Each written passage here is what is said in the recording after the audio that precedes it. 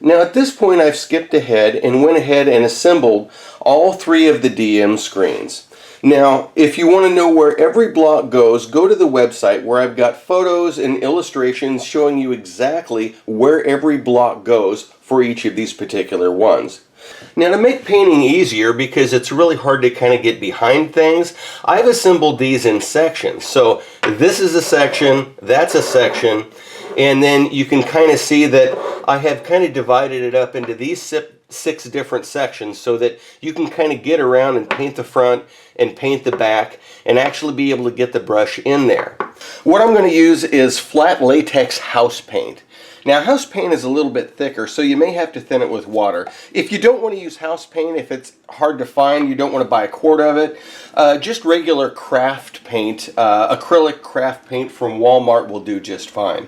This particular mix is the Castle Gray Dark. You can find the recipe on the website, but if you want to mix it from regular black and white paint, the recipe is 3 parts black, 1 part white, and 2 parts water.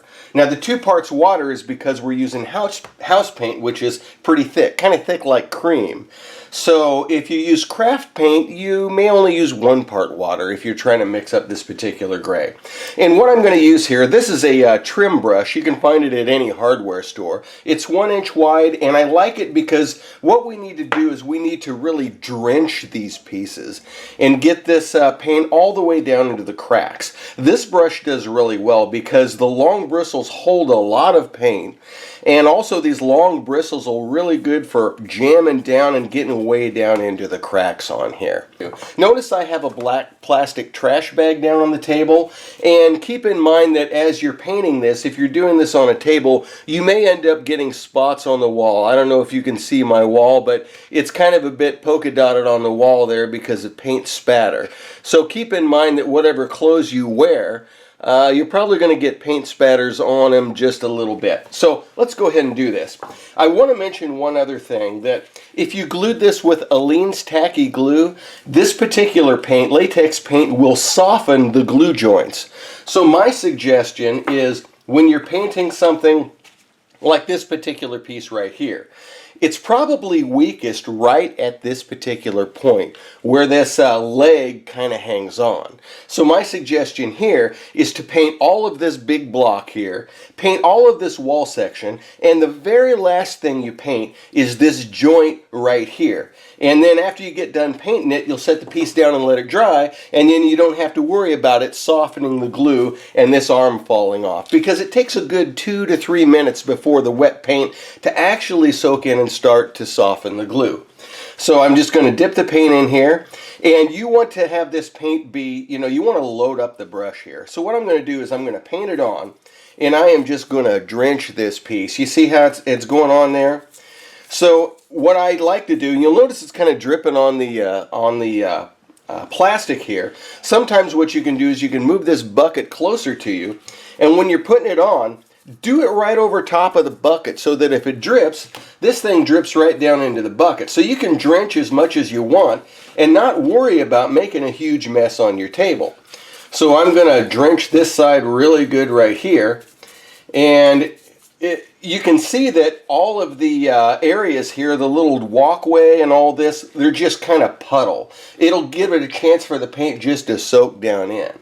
So while that paint is soaking down in, what I'm going to do is I'm going to scrape the brush off on the side of this little bucket. Notice I'm holding down on the other side of the bucket with this hand because you don't want to tip this bucket over. You're going to have a huge mess. So I kind of scrape the excess out, and then what I do is I kind of jam down into the piece here, kind of jam down and get this excess paint off wherever it drips. So I'm going to hit this side, get the excess paint off. I'm going to hit the back side and get the excess paint off.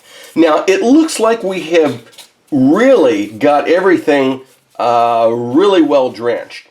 But keep in mind that even if you think that, once this piece dries and you look at it, you're going to notice pinholes, little spots that you missed. I can see one right now. There's a little window right here on this side that I didn't get. So I'm going to scrape the brush over it and try to get down into that spot. And we'll kind of hit it again as we go. So I'm going to switch hands. That's why I got the rubber glove, because I'm going to be grabbing onto the wet paint on this, and you're going to get it all over the glove, of course. And then I'm going to go ahead and do the other side. I'm going to completely drench this thing. Whoa!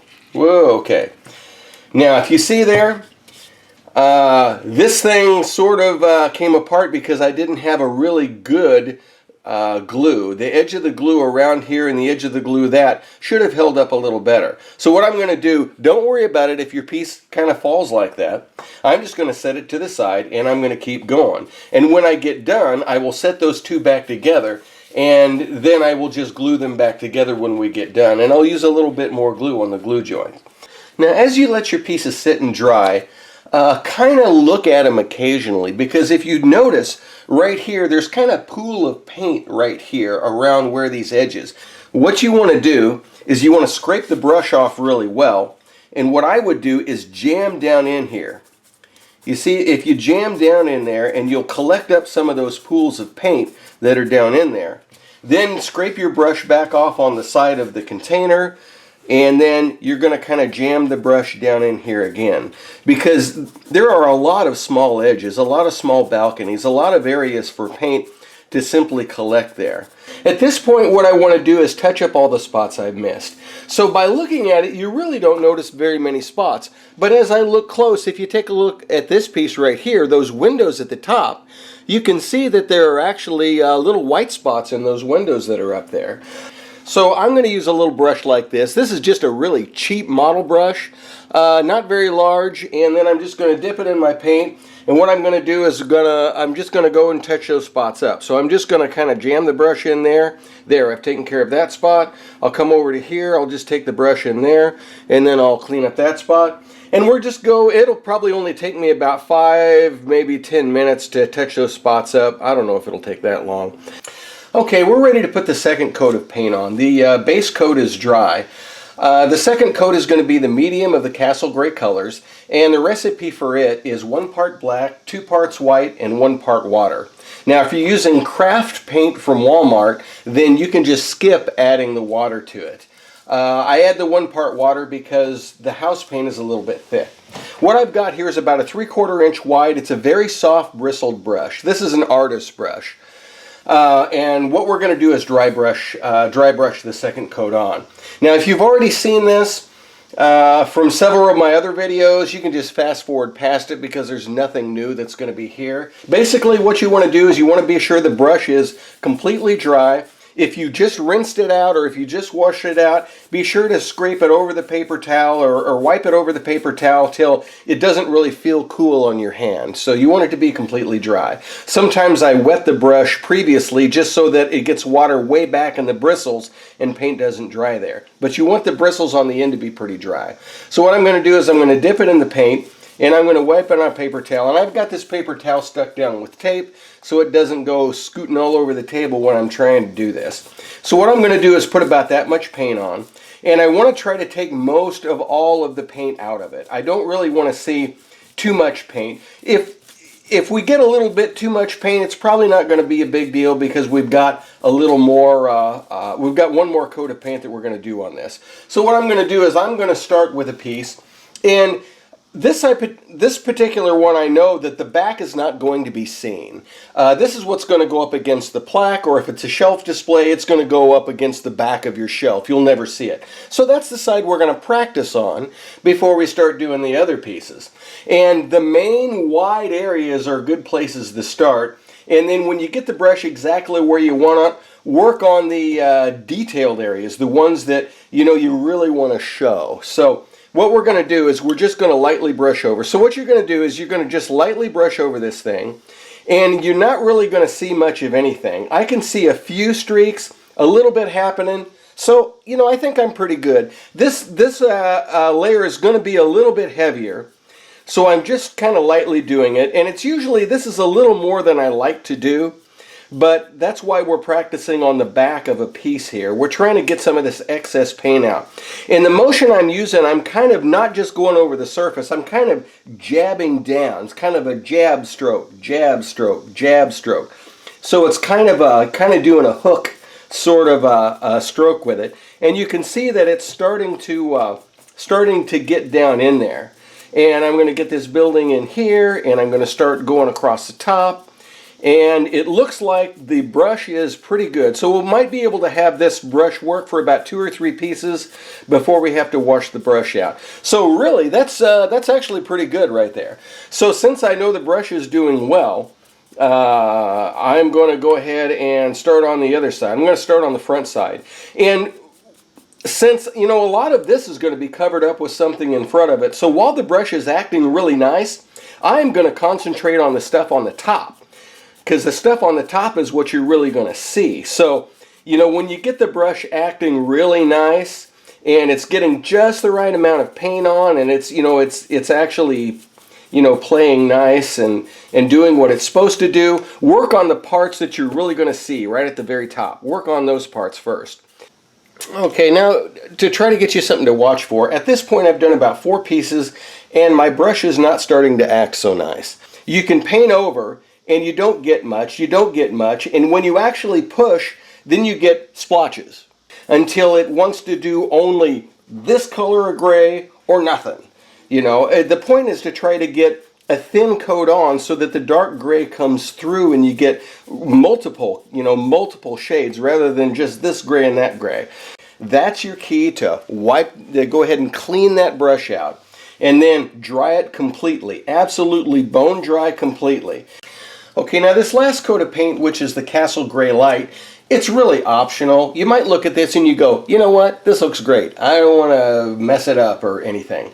But I'm going to go ahead and put it on. And when I do this last coat, this is going to be a very light highlight, just to frost the edges and make the edges come out. I'm not really going to push down much at all.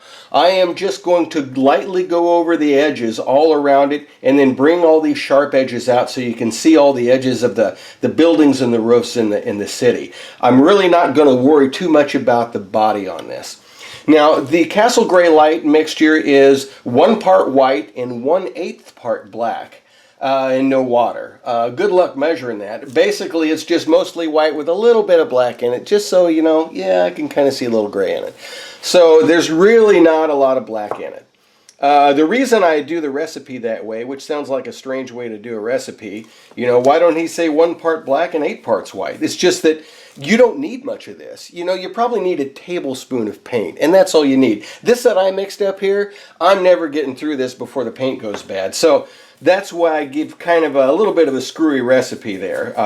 1 part white and 1/8 part black. So what I'm going to do is I'm going to dip it in and be sure the brush is completely dry, and you really want to make this thing. You want to get rid of everything that's in here. And then of course you'll start on the back of the piece that you're not going to see, and we're just going to lightly go over the edge. And I can kind of lightly see just a little bit on here. And that's fine. I think we're just going to lightly go across this whole thing. And one thing that's a little bit funny about paint is that it applies light and then it dries a little darker. Because there have been some times when I've been painting and I got a splotch and I got, oh my God, that's going to rain that. But then I wait a minute and it dries and then it darkens when it dries, and it's like, oh, that's not so bad. So that's, and you won't have to re-dip the brush much. Because what I'm going to do is I'm going over the tops of these and seeing how it looks, and you know, that's pretty much it. I'm done. You know, I'm done with this side. So I'm going to go over the side, and you have to be careful because there are so many deep edges. It's easy to go too hard on this. So what you want to do is you just want to really, really lightly, I would go over the base first to get that excess paint out of this brush, and then just very, very gently, lightly hit around the pieces. And if you don't get down in cracks, don't worry about it. You're not meant to get down in cracks with this particular one. All you're meant to do is just kind of lightly frost the edges. And this coat of paint will be the absolute fastest coat of paint that you ever put on. I'm already just about done with this piece.